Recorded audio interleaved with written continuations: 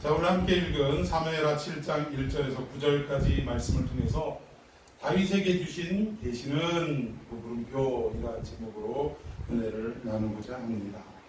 자, 인생을 살아갈 때 우리는 너무 한숨 쉬어지고 절망되어지고 또 포기되기 쉬운 그런 어떤 삶을 살아가는 연속이다라고 해도 과언이 아닌 인생을 살아가고 있는 것입니다. 근데 오늘 1절 말씀을 보니까 우리 1절 한번 다시 읽어볼까요? 시작. 여호와께서 주위의 모든 원수를 무찌르사 왕으로 궁에 평안히 살게 하신대. 예, 다윗의 일생을 보면 자기 장인이자 임금인 사울의 추적을 피해서 늘 도망다니는 신세였습니다. 광야로 도망치고 또 불 속으로 도망치고 심지어는 이방으로 도망쳐서 어떤 흉내까지 되어야 되느냐, 미친 사람 흉내내면서 수염에 침을 질질 흘리는 이러한 모습까지 나타냈어야 됐다는, 인생 자체가 사실은 내가 이렇게 살아야 하나 싶을 정도로 포기되어지고 절망스러운 삶의 연속이었다 해도 과언이 아니라는 것입니다. 그런데 그러한 참으로 답답하고 포기되어지기 쉬운 이러한 다윗의 인생 가운데 하나님이 마침내 복을 내려주셔서 어떠한 삶으로 바꾸어 주셨느냐, 여기 빨간 글씨로 써 있는 데가 뭡니까? 시작. 왕으로 궁에 평안히 살게 하신대. 할렐루야. 평안이 다윗의 마음에, 다윗의 나라에, 다윗의 온 가정에 임했다라는 거예요. 아, 이 말씀 딱 읽어보면서 야, 나에게 또 이런 때가 찾아올까? 상상만 해도 어떻게 좋습니까? 안 좋습니까? 근심 걱정 하나 없이 이제 하나님이 베풀어 주시는 모든 축복 가운데 살아간다라는 이러한 인생의 때가 나에게 찾아온다라고 생각하면 생각만으로도 가슴 벅차요. 여러분, 이런 날이 올까요? 네. 올 줄로 믿습니다. 반드시 하나님은 이 평안의 때를 우리에게 허락해 주실 줄로 믿습니다. 오늘 이 다윗도 결국 1절에 보니까 그 피난처의 삶, 피난자의 삶, 또 도망자의 삶, 또 늘 목숨을 구걸하고 위협당하는 이러한 삶을 살아가다가 마침내 하나님이 주신 샬롬의 복을 누리는 삶이 시작됐다라는 거예요. 근데 참 여기서 다윗이 우리하고는 뭔가 좀 다르구나 싶은 이유가 뭐냐면, 대부분 인생들은 어려울 때는 하나님 앞에 매달리고 기도하고 하나님 뜻대로 살겠습니다 라고 골백 번도 더 작정을 합니다. 그런데 막상 우리의 인생이 육신적인 축복이 임해서 돈 걱정 없이 살아가고 건강 걱정 없이 살아가고 가족들 자녀들 걱정 없이 살아가고 세상의 명예가 뒤따르고 사람들의 존경이 뒤따르는 인생이 되면 하나님을 그토록 찾고 애달프게 매달렸던 우리의 삶이 어느덧 어떻게 돼버립니까? 느슨해져 버리고 만다라는 거예요. 뜨겁게 기도하던 우리의 기도가 점점 열망이 식어지고 간절함도 적어지는 이러한 인생으로 바뀌어질 때가 있다라는 것입니다. 그런데 우리 인생이 이러한 평안함을 누린다 할지라도 사실은 그것이 온전한 축복이라고 이야기할 수가 없는 것이, 예를 들어서 물질의 복을 하나님이 주셨다고 하십시다. 통장에 수백억이 쌓인들, 매일같이 숫자가 늘어나는 재미로 살아간들, 여러분 그게 무슨 소용이 있습니까? 어느 날 갑자기 하나님께서 이 땅에서 주어진 수가 다 되었다, 이제 내가 너를 불러오리리라 라고 하신다면 그동안 통장에 잔뜩 모여놨던 이 돈은 누구 것이 되겠습니까? 물론 자녀에게도 돌아가고 이런다고는 하지만 이것이 중요한 것은, 가장 핵심은 뭐냐? 그토록 먹을 것 먹지 않고 입을 것 입지 않고 온갖 방법을 동원해서 돈 쌓이는 재미로 살아왔지만 이 돈이 결국 내 것이 될 수 있단 말입니까? 그럴 수 없다라는 거예요. 여러분, 우리 인생에 내가 누릴 수 없는 것이라면 다 어떤 거예요? 헛되고 헛된 것인 줄로 믿으시기를 바랍니다. 내가 비로소 그 가치를 알고 그 가치를 누리며 살아갈 때 그것이 진정한 행복으로 와닿는 것이지, 통장에 아무리 숫자가 늘어난다고 생각해 보세요. 이거를 올바른 가치관을 가지고 제대로 사용할 곳에 사용하지 못하고 쌓아지는 것만으로 행복을 느낀다면 어느 날 그 사람의 생명이 다했을 때 여러분 얼마나 허무하겠습니까? 눈이 감기겠어요?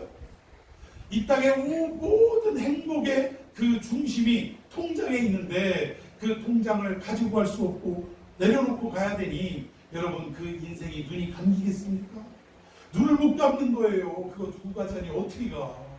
그래서 원한 맺힌 그 부르뜬 눈을 막 힘을 주다가 결국 이 땅에서의 생이 마감되고 말더라. 자, 그런 것으로 따지고 볼 때 이런 것들이 참된 축복이고 행복이라고 말할 수 있겠느냐 이 말입니다. 여러분 어떻게 생각하세요? 물론 많은 것들을 누리고 또 많은 것들을 가지고 살아갈 수 있다는 것, 뭐 평안함이 아니라 편안함을 우리에게는 제공합니다. 아, 돈 있으면 편안해요? 안 편해요? 편하죠. 그러나 이것이 진정한 행복이자 진정한 샬롬의 복은 아니라 이게. 그렇다면 참된 축복은 무엇이냐? 복 중의 복은 무엇이냐? 오늘 이 1절에서 소개한 대로 다윗이 왕이 됐으니까 돈 많아요, 안 많아요? 당연히 많죠. 권세도 있지요. 그런데 그거 자체를 축복이라 하지 아니하고 왕으로 궁에 어떻게 살 때? 평안히 살 때, 샬롬의 복을 누리며 살 때를 진정한 축복이다라고 다윗도 고백했고 하나님도 그렇게 평가하셨다라는 사실. 이런 차원에서 우리에게 있어서도 진정한 축복이다라고 하는 것은 샬롬의 복을 누리는 우리 인생 가운데 진정 하나님이 주시는 그 참된 평안의 삶을 누리는 삶이 진정한 축복이다라고 말할 수 있다는 것입니다. 저는 바라옵기는 오늘 저와 여러분에게 세상에 필요한 많은 것들이 채워지고 공급되어지는 복도 우리에게는 필요하지만 그보다 더 핵심적인 복이자 근본적인 복은 하나님이 주시는 샬롬의 복을 누리며 살아가는 저와 여러분이 되기를 예수님의 이름으로 축원해 드리겠습니다. 여러분 거듭 말씀드리지만 우리 인생은요, 이 땅에서 사람들이 부러워하는 것들, 육신의 것들이 많아지면 우리의 마음이 아무리 안 그럴 것 같아도 나도 모르게 어떻게 돼요? 예, 이 믿음이 느슨해지고 그리고 해이해질 수밖에 없어요. 여러분 우리가 매일같이 이 숲길을 걸어다니면 그 숲길에 뭐가 생깁니까? 길이 생기는 거예요. 길이. 잡목 잡풀이 나지 않습니다. 아주 그냥 사람들이 온전히 찾아다니고 확인할 수 있는 길이 생기는 거예요. 그 길로 왔다 갔다 해서 길을 잃지 않고 가장 빠른 길로 편안한 길로 왕래할 수 있게 되더라는 거예요. 그런데 어느 순간인가 비가 오고 또 몸에 뭐 다리가 부상이 있어서 그 길을 다니던 길을 한 달만 안 다녔다고 생각해 보십시다. 그러면 이내 그 길에 뭐가 자라요? 잡초가 자라고 풀이 자라고 그 분명하게 나타났던 길 자체의 형상이 사라져버리고 말더라는 거예요. 우리가 참된 길 대신 예수 그리스도만 붙잡고 의지하는 인생이었는데 힘들고 어려울수록 더 그런 인생을 살았는데 어느 순간인가 이 땅에서의 사람들이 참된 행복의 목적이다, 목표다라고 그렇게 추구하는 것들이 우리 가운데 풍성해지면 나도 모르게 매일같이 다니던 기도의 길이 멈추어지고 또 하나님 앞에 말씀을 묵상하는 그 길이 멈추어지고 이러다 보면 내 마음속에 정말 우거진 잡풀을 보게 되더라는 것입니다. 길이 사라지게 된다라는 거예요.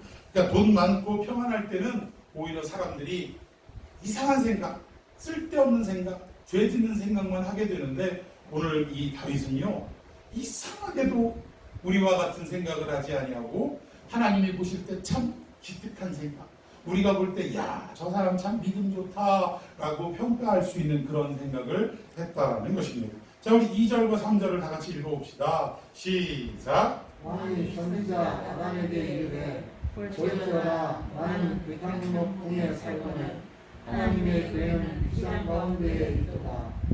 나단이 왕에게 경배하되 여호와께서 왕과 함께 계시니 마음에 있는 모든 것을 생각것도 아니라. 예, 다윗이 우리랑 좀 다른 모습은 뭐냐면 우리는 없을 때 돈 주시면 이렇게 하겠습니다, 건축하겠습니다, 교회를 짓겠습니다, 막 이렇게 간절하게 기도하는데 오늘 다윗은요, 평안히 살 때, 즉 나라 안팎의 근심 걱정 없이 자기의 왕권을 유지하고 통치권이 유지된 그 평안한 때에 어떤 생각을 했냐면, 야, 나는 이렇게 이 왕궁 가운데 편안하게 잠자고 참으로 부족할 것 없는 삶을 하루하루 살아가는데 하나님을 상징하는 그 법궤가 모셔진 곳은 어떠냐? 아직도 그 실로에 그 어디 있습니까?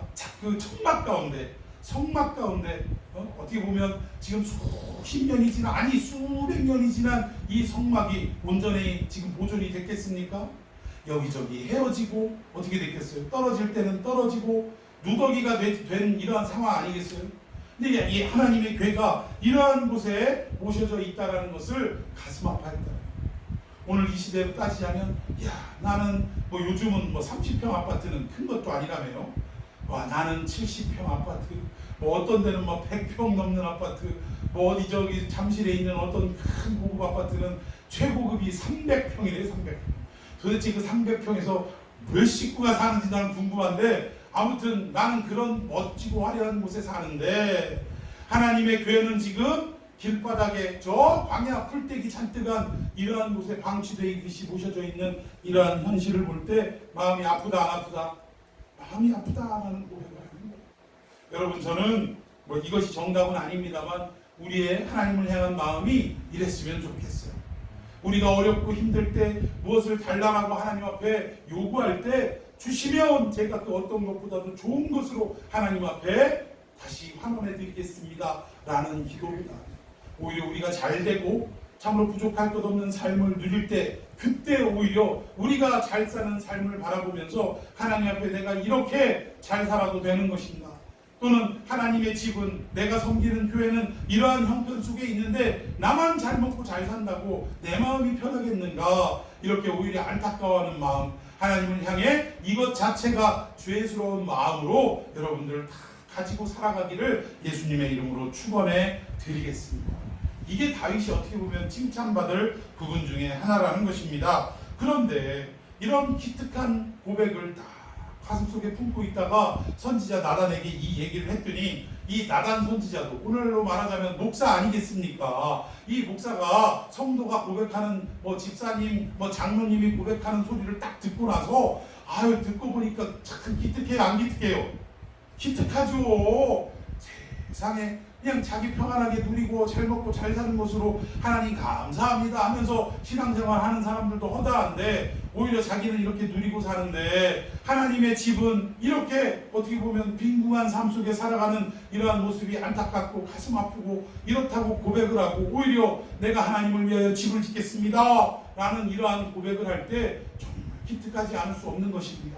그래서 이 나단도 하나님 앞에 기도도 하기 전에, 오늘 뭐 고백한 다윗은 물론이거니와 이 나단도 기도도 하기 전에 뭐라고 얘기합니까? 그 밑에 부분 마음에부터 시작. 마음에 있는 모든 것을 행하소서. 예, 무슨 말이에요? 아이고, 듣고 보니까 우리 아무개 집사님, 아무개 성도님, 아무개 장로님 말씀하시는 게, 이야, 참 내도 이렇게 들어보니까 마음이 이렇게 기쁘고 즐거운데 하나님이 들으실 때는 얼마나 좋겠어. 마음 잡수신 대로 그렇게 하십시오. 하나님이 축복하실 것입니다. 이렇게 했다 이 얘기예요. 근데 오늘 이 본문의 내용이 사실은 뭐 똑같은 내용을 담고 있지만 오늘 본문에서 이렇게 다루고 있지 않는 다른 부분들이 좀 더 첨가된 내용이 있습니다. 자, 우리 역대상 17장 1절에서 13절까지 상당히 깁니다. 먼저는 4절까지를 한번 읽어봅시다. 교독합니다.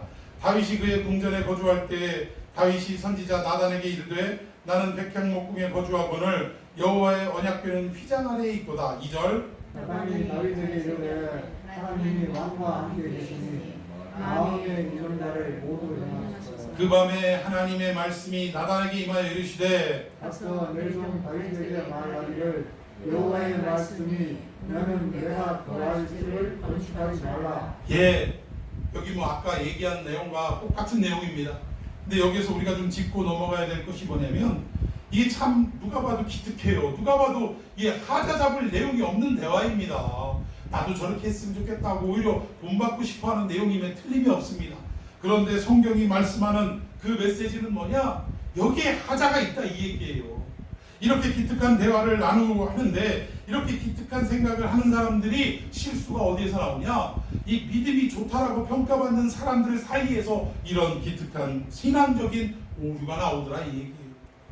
믿음 없는 사람은 교회 내가 건축해야겠다라는 생각이 듭니까 안 듭니까?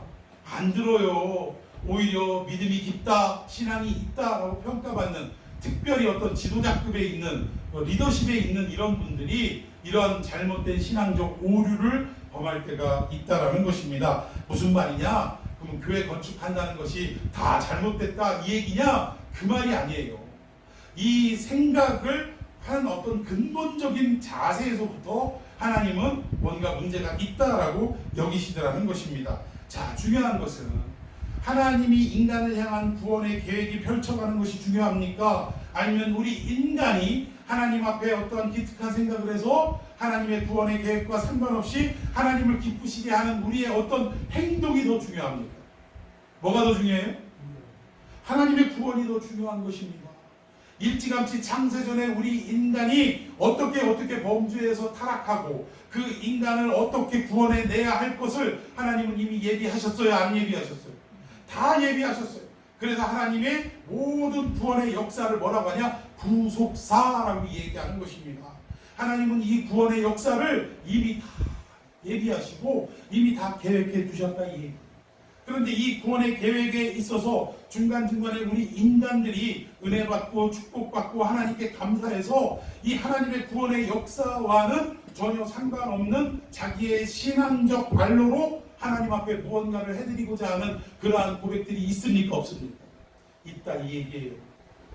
하나님은 이 교회 건축 자체를 지금 뭐라고 하시는 것이 아니라 이제 또 앞으로 살펴보겠습니다만 하나님의 구원의 어떤 계획이 이루어진 대로 그대로 펼쳐가는 삶을 살아야 되는데 요 내용과는 뭔가가 핀트가 안 맞는 이러한 고백을 한 것 자체를 지금 책망하고 이것은 온전한 신앙 고백이 아니다라는 것을 말씀하고 있다라는 거예요. 자, 우리 계속해서 좀 봤으면 좋겠습니다. 자, 4절 그 밤에 여호와의 말씀이 나단에게 임하여 이르시되 5절 가서 내종 다윗에게 말하기를 여호와께서 이와 같이 말씀하시되 내가 나를 위하여 내가 살 집을 건축하겠느냐. 함께 읽습니다. 내가 이스라엘 자손을 애굽에서 인도하여 내는 날부터 오늘까지 집에 살지 아니하고 장막과 성막 안에서 다녔나니.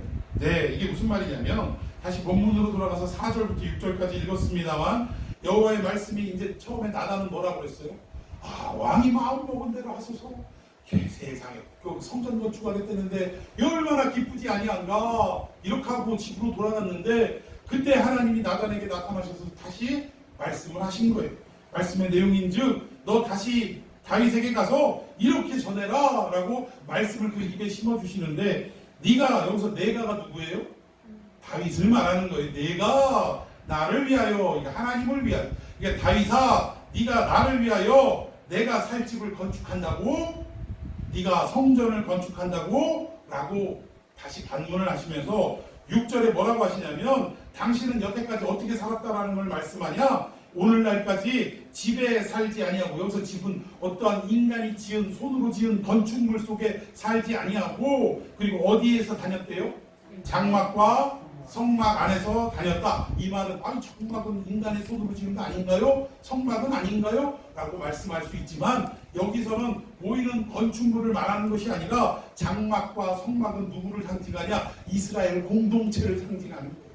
하나님은 어떤 인간의 손으로 지어진 건물 속에 계시는 분이 아니라 이스라엘의 심령 속에 함께 계시는 하나님이다. 내 백성 가운데 함께 있는 하나님이었다라고 지금 당신 스스로가 말씀하고 있다. 여러분 우리 하나님은요 이 참평한 교회 건물 속에 계시는 하나님이 아니라 바로 여러분들의 마음속에 함께 계시는 하나님인 줄로 믿으시기를 바랍니다. 여러분 아무리 우리 교회가 상가라고 누추하다고 하나님을 이곳에 모실 수 없다 이것도 틀린 말이고요. 아무리 화려하고 궁궐같이 지은 어떤 대형 교회라고 해서 시설 좋고 좋은 재료로 만든 대형 교회라고 해서 그 건축물 속에 하나님이 계실 수 있다라고 말할 수도 없다라는 거예요. 왜? 누추하든 화려하든 인간의 손으로 지은 곳에 하나님은 단 한순간도 계실 수 있다 없다? 없다 이거예요. 아니 우주 만물을 지으신 하나님을 어떻게 인간이 지은 협소한 그곳에 아무리 훌륭한 재료로 지었다 하더라도 이 재료가 결국은 누구의 말씀 한마디로 지어진 거예요? 하나님의 말씀 한마디로 지어진 즉 하나님을 모실 수 없는 여러분 좀 생각을 해보십시다. 우리 인간적으로도 그래요. 우리나라에서 제일 부자였던 얼마 전에 작고한 삼성의 그 총수 그 양반을 우리가 좀 꽤 산다고 아파트 100평이니 200평이니 한다는데 모신들 우리 집에 초대해서 식사를 제공하고 모신들 과연 그 사람이 우와 나 이 집에 살고 싶어 이야 나 맨날 요것만 먹고 싶어 할 만한 게 있을까요 없을까요? 없는 거예요. 우리가 정말 신경 쓰고 돈도 많이 들여서 또 훌륭한 요리사에 의해서 준비한 음식이라 할지라도 우리가 그렇게 1년가도 한 번 먹을까 말까 한 음식을 제공했다 할지라도 아니 그 양반은 그냥 차고 넘쳐서 먹기 싫은 음식일 수도 있다 이 얘기입니다. 하나님도 마찬가지예요. 아무리 훌륭한 대형교회를 지었다 할지라도 하나님은 인간의 손으로 지은 그 건축물 속에 계시는 것이 아니라 당신이 말씀으로 지으신 우리 인간, 당신의 형상대로 지으신 우리 인간의 마음속에 하나님은 계신다라는 것을 지금 말씀하고 있습니다. 네가 그 어떤 레바논의 백향목으로 건축한다 할지라도 내가 그 안에 있겠느냐. 지금 이렇게 하나님이 다윗에게 가서 반문을 하라라고 지금 나단을 통해 말씀하고 있는 내용입니다. 그러니까 이 참 시편에 보면 하나님이 비웃으시니요 이런 말 있어요 없어요? 인간이 하나님 앞에 뭘 어떻게 하겠네, 뭐 잘 거룩하게 살아보겠네. 하나님이 보실 때 뭐예요? 비웃으시니요. 아이고 꼴값을 떨고 있네. 하나님 보실 때는 그렇다라는 거예요. 물론 그 마음을 안 받으신다 이 얘기가 아니라 그냥 인간적인 표현을 하자면 그렇다라는 것입니다. 지금 이러한 내용을 말씀하는데 이 속에는 사실은 신학적 메시지가 담겨 있다라는 거예요. 그리고 도리어 하나님은 다윗에게 어떤 말씀을 하게 해주시냐. 자, 우리 7절부터 또 교독해 봅시다. 여러분이 먼저 읽습니다. 시작. 이스라엘 자손과 더불어라는 모든 곳에서 내가 내 백성 이스라엘을 먹이라고 명령한 이스라엘 어느 처들 가운데 하나에게 내가 말하기를 너희가 어찌하여 나를 위하여 백향목 집을 건축하지 아니하였느냐고 말하였으나 예, 하나님은요 이스라엘 12지파를 향해서 그 어떤 지파를 할지라도 야 나를 위해서 백향목으로 아주 멋진 재료로 내가 먹을 집을 져봐라 라고 말씀하신 적이 있다는 얘기예요 없다는 얘기예요? 단 한 번도 사람에게 당신이 머물 곳을 준비하라라고 명령한 적이 없다 그 얘기입니다. 8절을 제가 읽겠습니다. 그러므로 이제 내 종 다윗에게 이와 같이 말하라. 만군의 여호와께서 이와 같이 말씀하시기를 내가 너를 목장 곧 양을 따르는 데에서 데려다가 내 백성 이스라엘의 주권자로 삼고 이 얘기는 뭐냐면 너 뭐 했었어? 너 네 집안에서 막둥이로 태어나서 뭐 하던 사람이에요?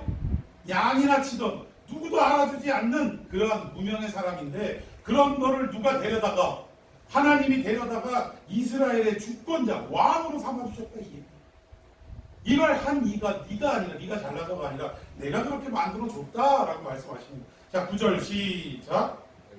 내가 가는 모든 곳에서 내가 너와 함께 있어 내 모든 원수를 내 앞에서 멸하였은즉 땅에서 위대한 자들의 이름같이 내 이름을 위대하게 만들어주리라. 아멘. 이 다윗이 무명의 다윗을 데려다가 모든 원수를 다 파하게 한 것도 하나님이시고 그리고 그 이름을 위대하게 만든 모든 국가들 가운데 가장 두려워하는 이름으로 만들게 한 것도 하나님이시다라고 하나님이 직접 말씀하고 있는 것입니다. 자, 제가 10절 읽습니다.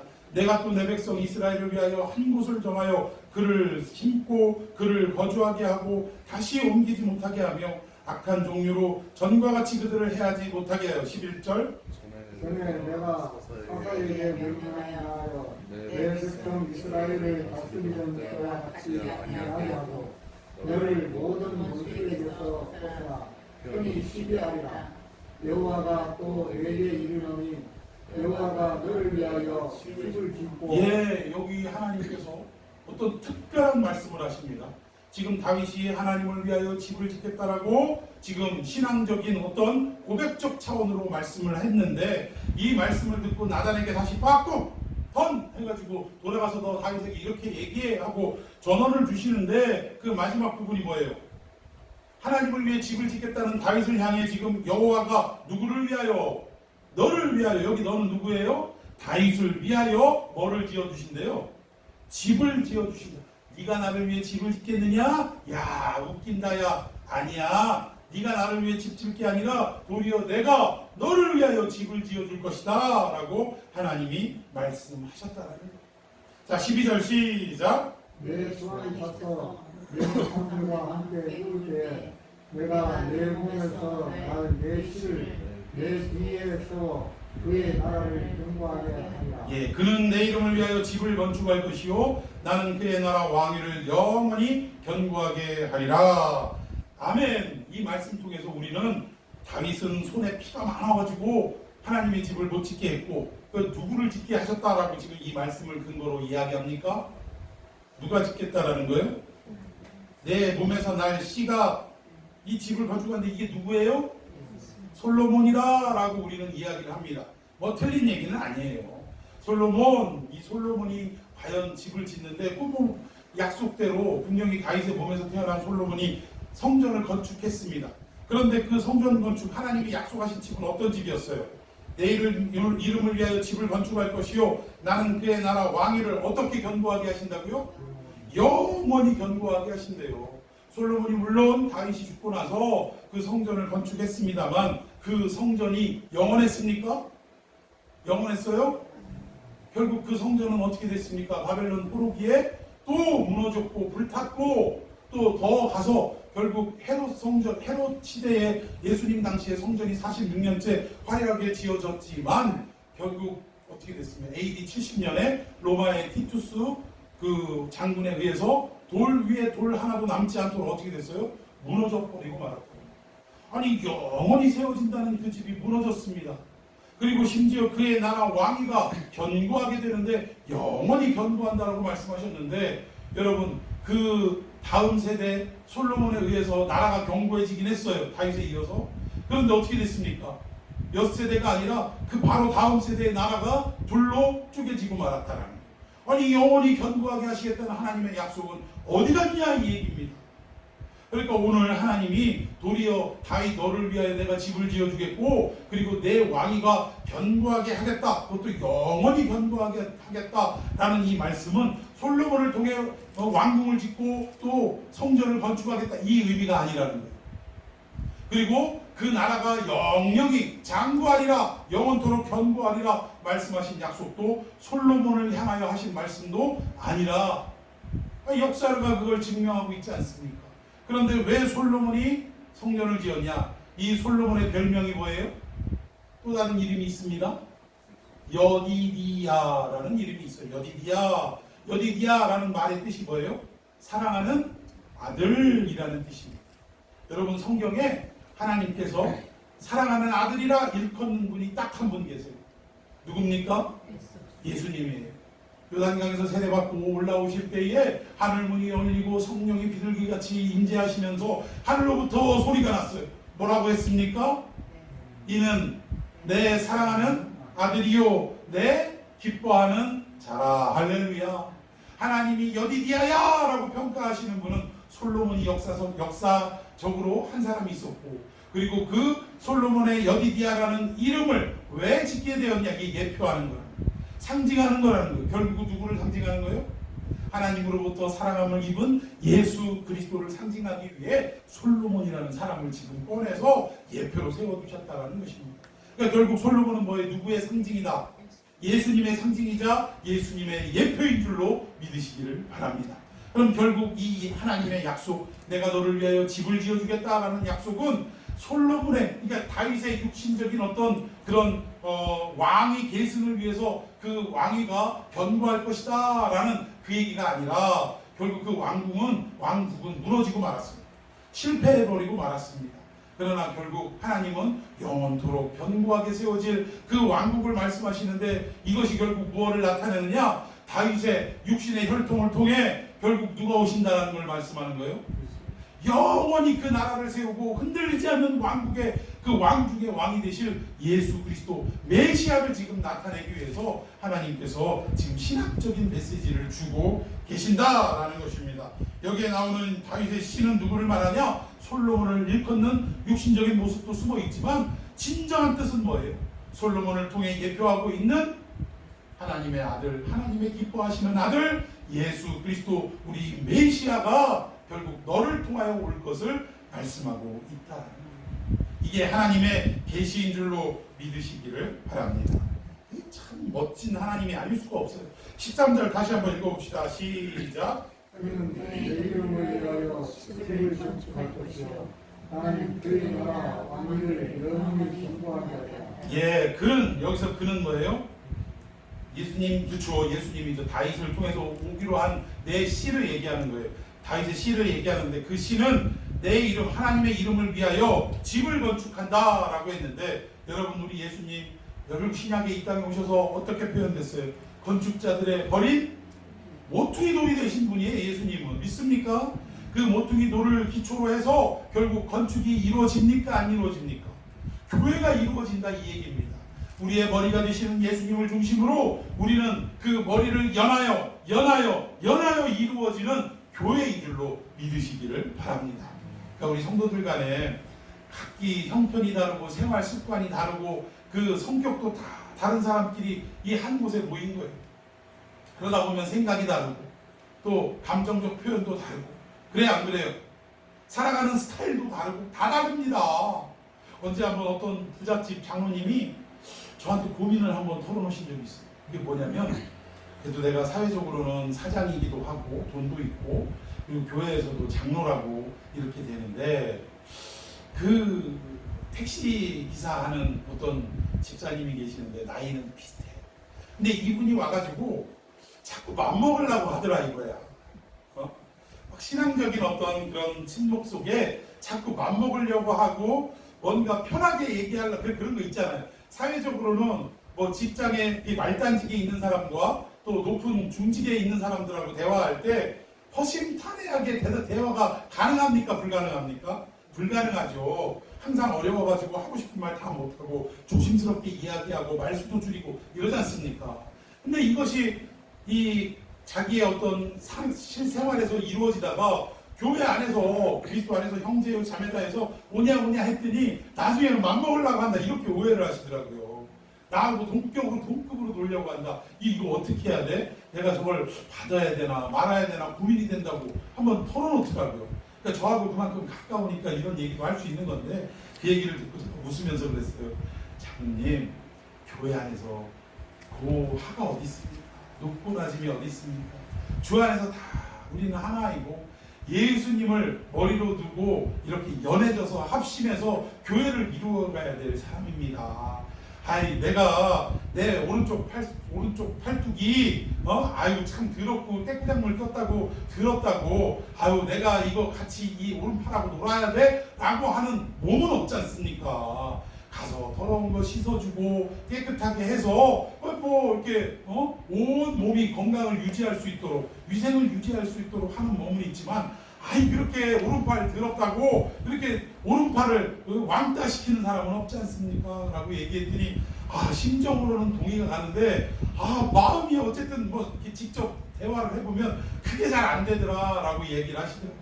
그래서 우리가 할 수 있는 게 아니라 하나님이 해주셔야 하는 거니까 계속 그걸 놓고 기도하자고 뭐 이랬던 적이 있습니다. 아무튼 교회는요, 우리가 예수 그리스도를 머리로 모시고 한 지체로서 우리가 연합하여 이루는 공동체가 되어야 합니다.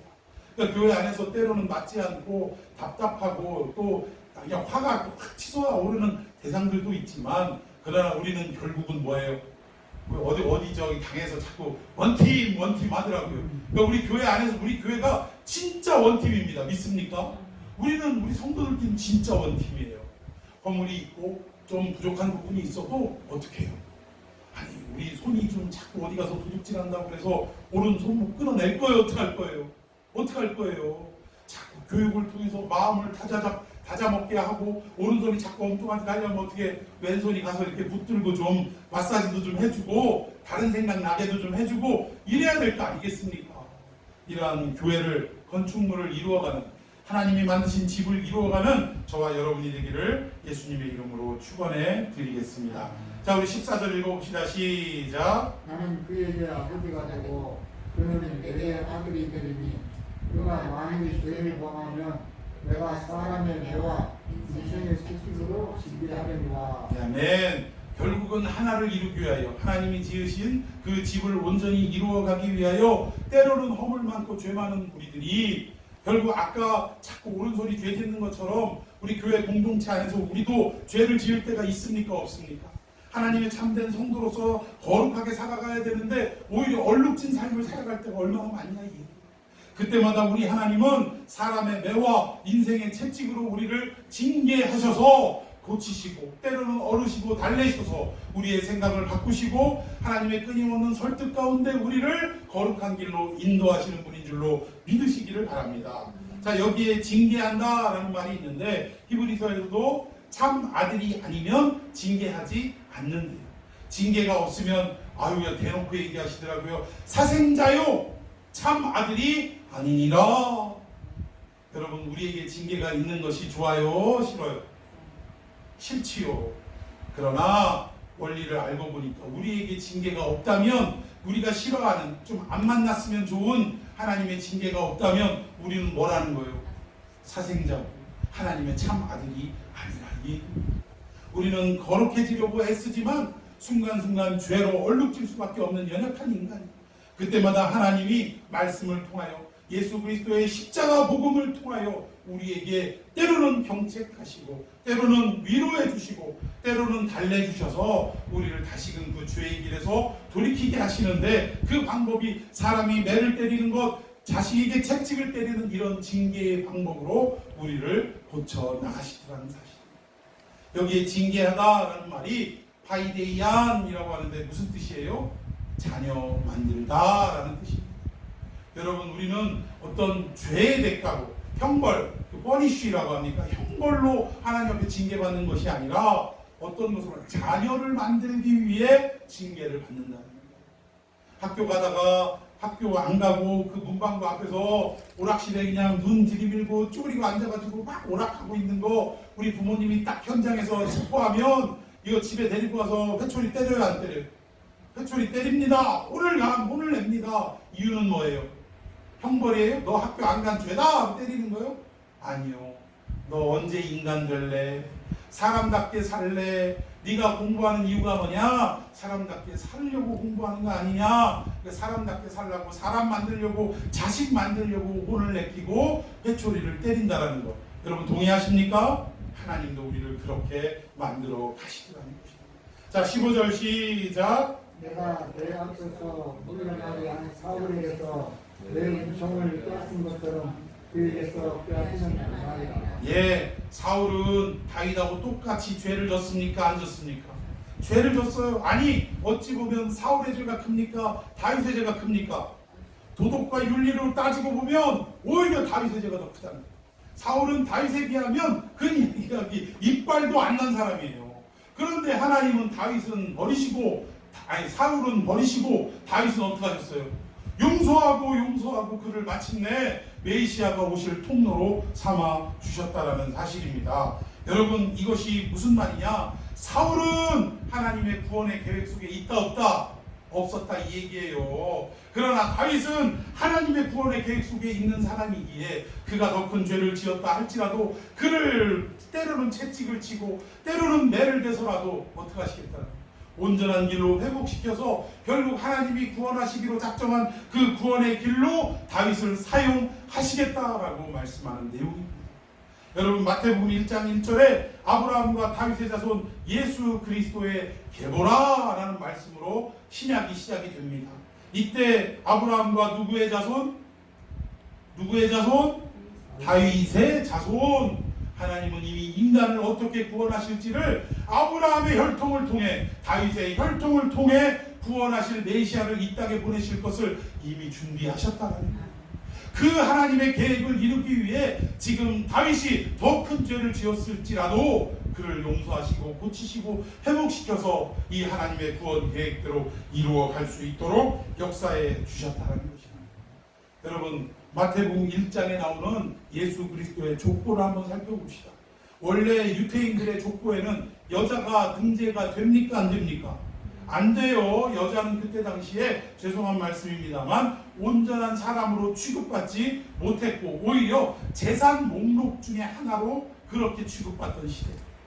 그래서 야곱의 딸 중에 딸이 디나가 그 세겜에 정착해가지고 그 세겜 마실라 갔다가 어떻게 됐어요? 납치당해서 강간을 당하고 말았다라는 거예요. 그게 가능할 수 있었던 게 주인, 즉 그의 아버지나 그의 오빠들이나 뭔가 그의 재산으로 여겨졌던 그 시대에 그의 주인이 없으니까 여러분 오늘날도 생각해 보십시다. 강아지를 어깨 바깥으로 애완견을 데리고 다닐 때는 어떻게 해야 돼요? 목줄을 꼭 끼고 주인이 항상 대동을 해야 되는데 주인도 없고 목줄도 없고 방치하면 누가 집어가요? 다른 사람이 집어가는 거예요. 요즘은 뭐 집도 다 심어놓고 이래서 찾기도 합니다만 예전에는 안 그랬어요. 특히 강아지가 이쁘고 고급스럽고 하면 주워다가 자기가 키우든지 딴 데다 팔아먹든지 했다라는 거예요. 이게 그때 지금의 상황과 그때 시대의 상황과 다를 바가 없어요. 이렇게 여자의 이름이 등재되지 않는 그 족보에, 예수님의 족보에는 여자가 몇 명이 등장하냐? 뭐 이름으로 말씀하기는 그렇지만 결국은 5명이 등장을 합니다. 그런데 이 5명의 여자도 심사인담, 우리 5만원권 집회의 주인공인 심사인담처럼 존경받고 참 그 시대의 어머니상으로 참 높임받을 만한 이런 어떤 여인이었으면 말을 안 해내라. 근데 이 여인들 한번 살펴볼까요? 첫 번째 나오는 다말, 누구의 며느리예요? 유다의 며느리입니다. 유다의 며느리. 유다의 며느리가 결국 계대 혼인법에 의해서 결국 자식이 없이 죽은 그 마지를 대신해 둘째가 또 셋째가 이렇게 해서 그 대를 이어야 되는데 이게 율법입니다. 그런데 아들들이 자꾸 죽어나가니까 법이 나요, 안 나요? 아니 이제 저 어린 막내 하나 나오는데 한다는 소리가 너 친정 가 있어봐. 우리 막내가 좀 크면 그때 내가 너를 부르겠다 라고 해서 몇 년이 지나는데도 세월이 지나는데도 불러요, 안 불러요? 안 부르는 거예요. 왜냐? 처음부터 유다는 그 다말을 부를 생각이 없었던 거예요. 그러다가 결국 다말이 대를 이어가겠다라는 이 집념 하나로 결국 누구하고의 관계를 갖냐? 시아버지와 관계를 가져서 아이를 낳습니다. 대를 이어갑니다. 여러분, 윤리도덕적으로 이런 이야기가 우리 가문 안에 있다면 여러분 족보에 기록하겠습니까? 안 하겠습니까? 부끄러워서라도 안 해요. 그런데 이런 어찌 보면 인류를 어떻게 보면 거스르는 이러한 잘못을 저지른 이 가문의 수치를 지금 예수님의 족보에는 딱하니 지금 드러내고 있다. 두 번째 여인이 누굽니까? 라합입니다. 결국 가나안 땅에 들어갈 때 여리고성을 무너뜨릴 때 결국 정탐꾼을 숨겨뒀던 여인 중에 하나였고, 그리고 그 여인으로 인하여 결국 여리고성을 점령하게 됐고, 그 여인으로 인하여 그 민심을 알게 된 거예요. 상처나지의 하나님으로 인해서 내가 무릎이 덜덜 떨렸다 이 얘기예요. 여태까지 하나님이 너희들과 함께 하셔서 행해온 전쟁의 역사를 들어보니 무섭지 않고는 힘들 수가 없더라. 하나님 진짜 대단한 분이더라. 나 그 하나님 믿는다. 이러면서 호의를 베푼 거 아니겠습니까? 그런데 이 여인 다 좋아요. 신앙적으로 다 오케이. 근데 이 여인의 직업이 뭡니까? 기생이었더라. 몸을 파는 여인이었다 이 얘기. 이런 여인의 이야기를 족보에 집어넣을 수 있었겠습니까? 하자투성이인 이 사건을 그래도 예수님의 족보에는 집어넣었다라는 거예요. 자, 또 누가 있습니까? 예? 룻이라는 여인이 있어요. 룻. 이 룻은 어디 여인? 모함 여인, 이방 여인입니다. 그때 당시에 이방은 인간 취급도 안 하던 족속들이었어요. 그런데도 불구하고 어머니의 하나님이 나의 하나님이 되시리다 라는 고백하에 끝까지 어머니를 붙잡고 예루살렘으로 왔다라는 거예요. 우리는 정말 그 어버이 주일만 되면 이 룻과 같은 며느리가 되자 막 이러면서 시어머니를 끝까지 잘 먹여 살리고 봉양했다라고 하면서 이 땅의 애매한 며느리들을 잡아 족치는 이러한 설교를 하는데 설교의 핵심이 빗나가는 거예요. 여러분, 이거는 며느리가 시어머니를 잘 섬기라 이 얘기한 거 아니에요. 이방 사람이라 할지라도 하나님을 붙들고 의지하고 그에게 구원받기를 청하며 하나님이 나의 하나님이 되시리라 고백하면 어떤 이방인이라 할지라도 구원의 세계에 들어올 수 있다 없다? 있다, 그걸 얘기하는 거예요. 하나님의 구원은 제한이 없다, 이걸 말하고 싶습니다. 그리고 마침내 이 하자마는 이방 여인이 결국 누구의 조상이 돼요? 다윗의 조상, 예수의 조상이 되었다라는 것을 말합니다. 그리고 누가 나옵니까? 밧세바, 다윗의 어떻게 보면 솔로몬을 낳은 부인 중에 하나죠. 여러분, 이 밧세바 사건 하면 어떤 도덕 윤리적인 죄악이 생깁니까? 간통? 아니에요. 살인입니다. 살인. 다윗은 이 여인을 얻기 위해서 물론 간통은 이미 저지른 짓이지만 이 간통죄를 숨기기 위해서 결국은 어떻게 돼요? 살인죄를 저지르고 말았다. 여러분, 이 살인의 부끄러운 과거, 이 부끄러운 기록이 있는 것, 이게 바로 밧세바입니다. 우리야의 아내라고 딱 집어 얘기하는 거예요. 아니 그냥 밧세바 해도 되는데 왜 우리야의 아내라고 얘기할까요? 밧세바라고 이름도 안 나와요. 우리아의 아내라는 이름이 거론될 때마다, 예수님의 족보가 거론될 때마다 결국 다윗의 살인죄가 어떻게 되는 거예요? 나타나는 거예요. 이런 부끄러운 과거를 족보 속에 집어넣습니다. 또 마지막 예수님을 낳은 마리아입니다. 이 마리아는 세상적인 시선으로 볼 땐 뭐 없는 자식이에요. 애비 없는 자식을 낳은 미혼모라는 건 미혼모. 그럼에도 불구하고 예수님이 이렇게 태어나셨는 게 결국 누구의 잉태됨으로, 성령의 잉태하심으로 이렇게 태어났다라는 것을 이렇게 드러내는 족보. 참 흠많은, 인간적으로는 흠많은 족보고, 예수님의 족보를 보면 어때요? 끊어질 듯 끊어지지 않고 명맥이 유지되는 정말 불안한 족보였다는 것을 우리는 알 수 있다는 거예요. 그런데 이 족보가 결국은 예수님 탄생으로 이어질 수 있었던 것, 결국 뭡니까? 이런 위기 속에 누구의 계획이 결국 그의 역사 속에 함께했냐? 하나님의 구원의 계획이 이 다윗 집안의 역사에 함께 하셨기 때문에, 아브라함 집안의 역사에 함께 하셨기 때문에 하나님의 이 구원의 계획이 면밀하게 이루어질 수 있었다는 사실. 따라서 오늘 드리고 싶은 말은, 우리 인간적인 감정과 하나님을 향한 어떤 감동에 앞서서 이 하나님이 인간을 구원하기 위한 구원의 계획보다 앞서가는 일이 있으면 된다, 안 된다? 안 된다. 따라서 다윗은요, 하나님을 집을 짓겠다라는 마음을 먹기 이전에 누구의 허락을 먼저 받았어야 돼요? 하나님의 허락을 먼저 받았어요. 하나님, 제 마음에 아버지의 집을 짓기를 원하는데 허락하시겠나이까? 라고 여쭤봐야죠. 하나님의 계획 속에 제가 하나님의 집을 짓는 계획이 있습니까? 없습니까? 허락을 받아야죠. 여러분, 우리가 이 교회 건축도 마찬가지예요. 자리가 막 빈자리가 차고 넘치고 막 이래가지고 우리의 생각대로 자리 넓히기 위해서도, 확장하기 위해서도 빨리 교회 건축해야겠다라는 생각에 전액을 다 하겠습니다, 또는 반을 하겠습니다, 이런 분 나오는 것도 기특한 생각이에요. 그러나 이 모든 일 가운데 먼저 선행되어야 할 것이, 하나님, 지금 자리가 부족한 상황인데 우리 교회가 건축을 하는 것이 하나님의 뜻입니까? 아닙니까? 이걸 하나님께 먼저 여쭤보고, 온 교인들이 합심해서 기도한 이후에 응답을 받고, 그리고 나서 움직여야 하는 것이 순서인 줄로 믿으시기를 바랍니다. 이게 빠졌다는 거예요, 이게. 자, 우리 계속해서 성경 읽어봅시다.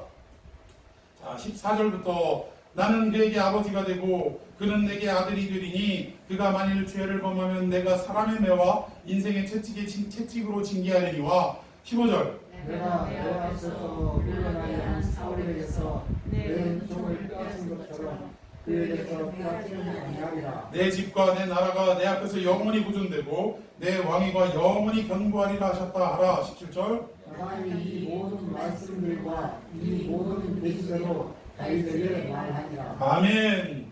결국 나단이 하나님의 말씀을 입에 담고 와서 다윗에게 전할 때, 우리 같으면, 자기 의가 강한 사람 같으면, 아니 내가 교회를 건축해야 대대로 역사에 내 이름이 남을 거 아니오?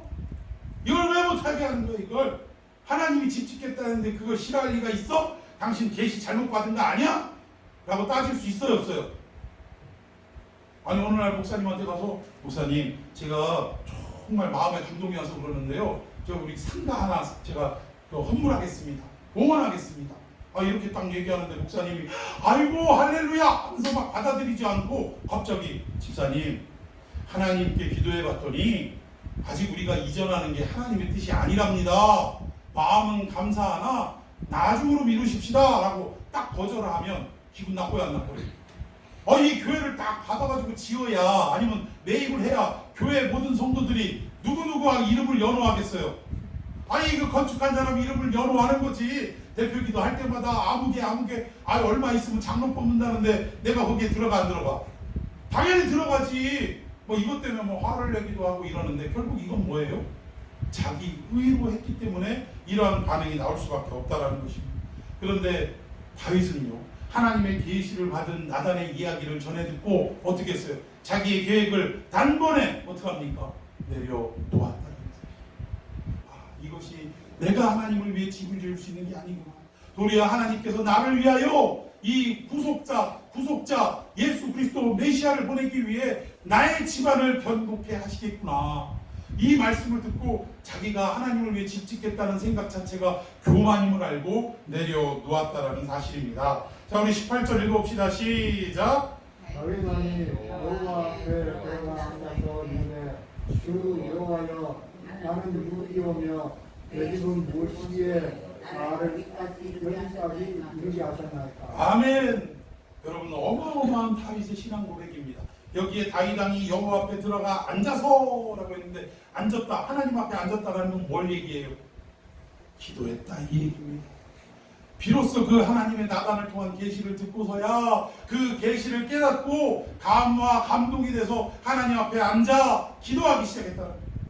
막 마음이 감사 감격이 넘치는 거예요. 그리고 하는 말이 뭡니까? 나는 누구이오며 내 집은 무엇이기에 나 같은 인간이 뭔데 하나님 나를 이렇게 사랑하십니까? 입이 그냥 넘어간 거예요. 뒤로. 하나님이 나를 위해 이토록 사랑하신다는 걸 깨닫고 지금 주체할 수가 없는 거예요.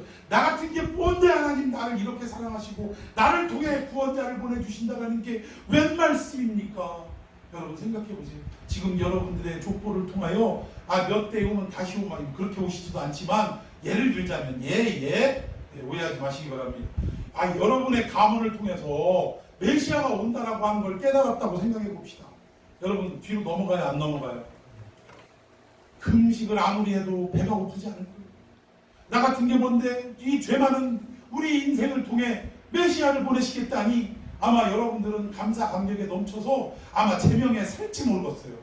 맨날 기뻐하고 맨날 즐거워하고 맨날 기도하고 맨날 찬송하다가 수명이 길어지려나 그러면 하여튼 그런 삶을 할 겁니다.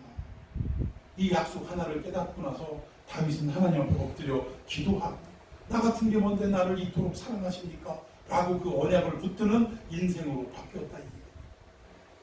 여러분, 여러분의 집 살고 있는 집 아래 여러분 또 이게 우리 건물이 아니고 우리 땅이 아니라 별 영향가는 없는데 그렇다고 생각을 하고 가정을 우리가 작은 땅덩어리라도 어쨌든 우리 이름으로 된 땅덩어리 집덩어리가 있다고 칩시다.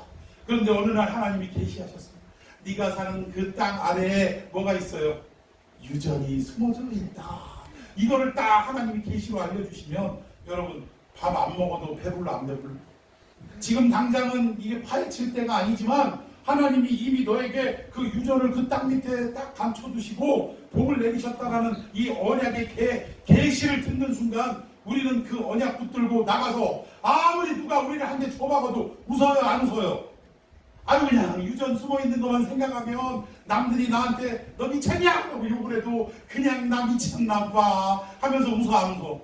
뭐만 생각하면 유전이 아니라 뭐만 생각하면 유전이 숨어있다는 그 사실을 알려준 하나님의 말씀만 생각하면 자다가도 벌떡벌떡 일어나요 안 일어나요? 일어나요. 여러분 이제 여러분들이 곧 하나님의 축복을 받아서 집도 생기고 땅도 생길 줄로 믿습니다. 그러면 그 땅과 집에 하나님께서 이렇게 언약을 하시는 거예요. 너희들이 지금 소유한 내가 허락한 그 땅이 화천대유 하리라. 아멘도 안 하시네. 아멘도 안 하셔. 화천대유 하리라 하면 뭐라고 대답한다고요? 천하동인 이렇게 대답한다면서요. 여러분 그런 약속이 물론 제가 농담입니다만 그런 약속이 하나님의 계시가 여러분에게 임했다면 여러분의 삶이 달라집니까? 안 달라집니까? 달라집니다. 그 약속만 생각하면 정말 웃음이 나는 거예요. 어디 가다가 차에 부딪혔는데도 아프긴 아픈데도 왠지 모르게 웃음이 막 나오는 거예요. 아픈데도 웃어. 슬픈데도 웃어. 왜? 그 말씀이 자꾸 떠오릅니다. 여러분 다윗이 그러한 인생으로 지금 바뀐 겁니다.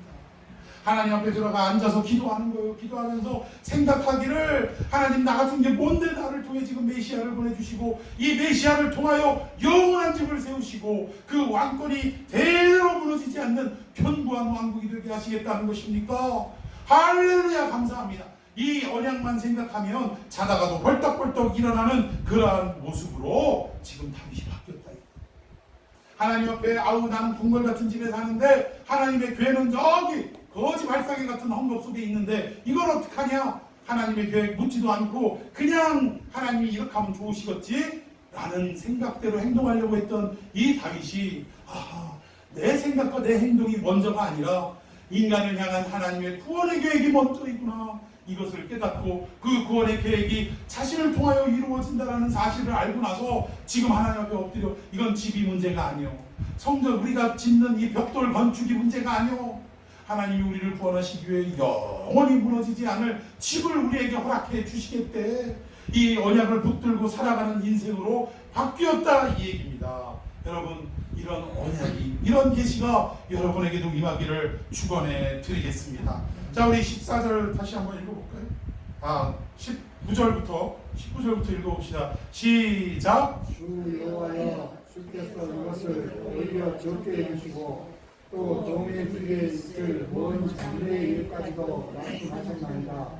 주 여호와여, 이것이 사람의 본입니다. 아멘. 하나님께서 집 져주겠다라고 우리가 고백한 걸 작은 걸로 여기시고 또 종의 집에 있을 먼 장래의 일까지도 하나님의 구원의 계획까지도 다 말씀해 주셨습니다.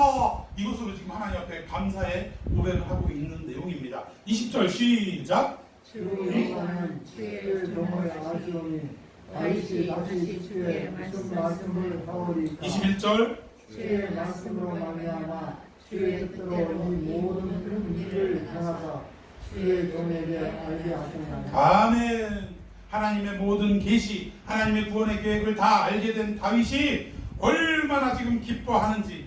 여러분, 우리가 잘 먹고 잘 살게 되는 환경의 복도 중요하지만 하나님의 계획과 계시를 아는 것만큼 그 이상의 복은 없는 줄로 믿습니다. 하나님의 뜻을 아는 복이 이 땅에서 가장 큰 복이라는 거예요. 화천대유는 저리 가라 이 얘기예요. 여러분, 이러한 축복이 저와 여러분에게 넘치기를 예수님의 이름으로 축원해 드리겠습니다. 결국 다윗이 위대하다라고 평가하는 이유는 뭐냐? 결국 하나님 앞에 들어가 앉아 기도하는 것만으로도, 하나님이 나를 통하여 이 구원의 계획을 펼쳐가시겠다는 이 말씀을 깨달은 것만으로도 다윗은 즐겁고 기뻐했다. 자, 이런 사람들이 어떠한 모습으로 바뀌냐? 29절 시작. 이제 청하는데 종의 집에 복을 주사 주 앞에 영원히 있게 하옵소서. 주 여호와께서 말씀하셨사오니 주의 종의 집이 영원히 복을 받게 하옵소서. 아멘. 결국 뭐예요? 다윗이 이 나라가 더 평안하게 해주십시오 라는 복 빌지 않았어요. 이 나라의 경제가 세계 만국에 피어나게 하십시오 이러한 기도도 아니었습니다. 이가 가장 큰 축복이라고 여기고 기도한 내용이 뭐예요? 주 앞에 영원히 있게 하옵소서. 내가 하나님 안에 있는 게 가장 큰 축복입니다. 여러분, 제가 지난번 설교에 빠뜨린 게 하나 있어요. 지난주 설교 중에 이 법궤가 이 다윗성에 들어오는 과정 중에 결국 기레한 여아림에서 소가 날뛰고 우사와 충돌이 일어나고 사람이 죽고 이런 일이 있어서 결국 오벳에돔의 집에 석 달을 또 모시는데 결국 오벳에돔의 집을 하나님이 축복하시는 내용이 나옵니다. 그런데 제가 한 가지 빠뜨린 게 뭐냐면 이 오벳에돔이 나중에 뭐가 된 줄 아세요? 직업이 뭐가 된 줄 아십니까? 오벳에돔이 어디 사람이라고 그랬어요? 가드 사람이라고 그랬죠.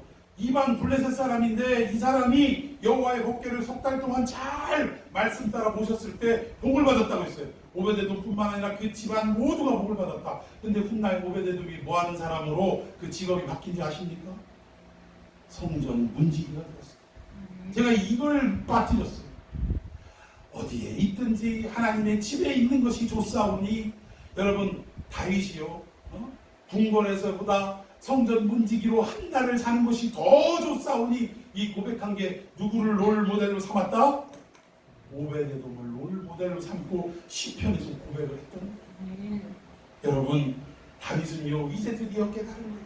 내가 이렇게 평안하고 왕권을 누리는 삶을 살아가서 하나님의 집을 지어드려야겠다라는 이러한 기탁한 생각을 했지만 결국 이거는 그냥 인간적인 생각일 뿐이고 하나님의 계획, 이 인간을 향하신 구원의 계획이 무엇인지를 깨닫는 것이 더 우선이고, 깨달아 봤더니 결국 뭐예요? 우리가 하나님을 집을 짓는 것이 아니라 하나님이 우리의 이 구원을 견고하게 하고 영원히 흔들리지 않을 그런 구원의 집을 짓겠다. 누구를 통해? 예수 그리스도를 통해 짓겠다라는 이 약속이 우선이다라는 거예요. 감히 우리가 교회 건축하네 뭐하네 건축하지 말라는 얘기가 아니라, 왜 그런 거 있잖아요. 교회 건축하는 사람 마음에는 진짜 이것이 하나님의 교회를 위하여 내가 섬기는 마음으로 하는 것이 아니라 결국 뭐 이 교회에 내가 이 장로쯤 됐고 또 경제적 이만큼 부유함을 누리니까 이 정도는 해야지, 이렇게 함으로 인해서 반대급부로 자기에게 찾아오는 명성과 또 그런 거 있잖아요. 이런 것 때문에 하는 분들도 의외로 많이 있더라고요. 이건 하나님이 볼 때 다윗이 처음 고백했던 이 내용과 다를 바가 없다라는 것입니다. 그러니까 우리는 그것보다 우리 교회가 부족하고 우리 교회가 빈자리가 없고 그리고 더 하나님의 뜻을 이루기 위해서 구원의 계획을 펼쳐가기 위해서 필요한 공간이 있다고 하면 하나님 앞에 기도해보고 하나님이 허락하시면 가면 되는 거 아닙니까? 그 이상도 이하도 아니에요. 교회 건축에 그 의미를 두지 마십시오.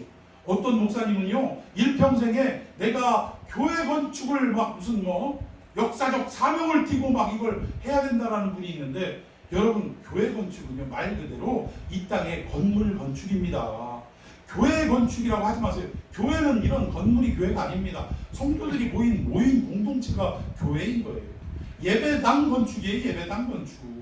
그것으로 인해서 물론 하나님이 믿음으로 하면 기뻐하시고 복도 주시겠죠. 그런데 그러면은 예를 들어서 건축원금 형편이 안 돼서 못한 사람들은 복이 없다 이 얘기입니까?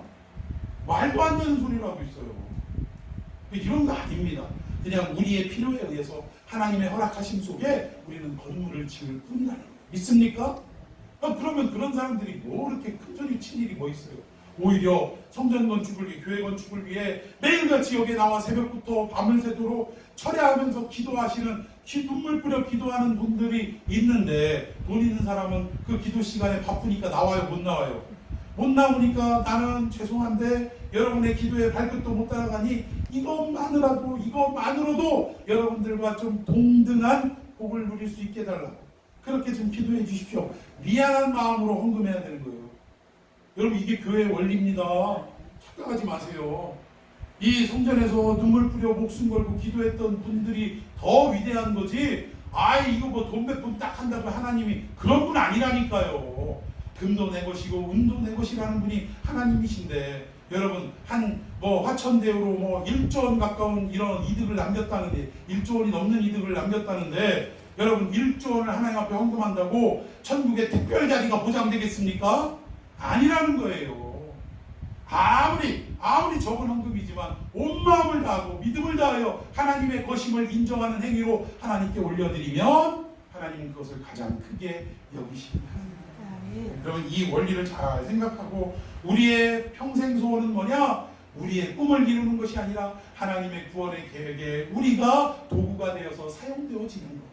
그래서 이것을 이루기 위해 하나님 앞에 나 매일같이 기도하고 하나님의 뜻을 이루어드리는 거룩한 구원의 도구가 되게 해달라고, 하나님 앞에 그 뜻대로 쓰임받는 인생 되게 해달라고 기도하는 것, 이것이야말로 진정한 복받은 사람의 모습임을 깨달으시기를 바랍니다.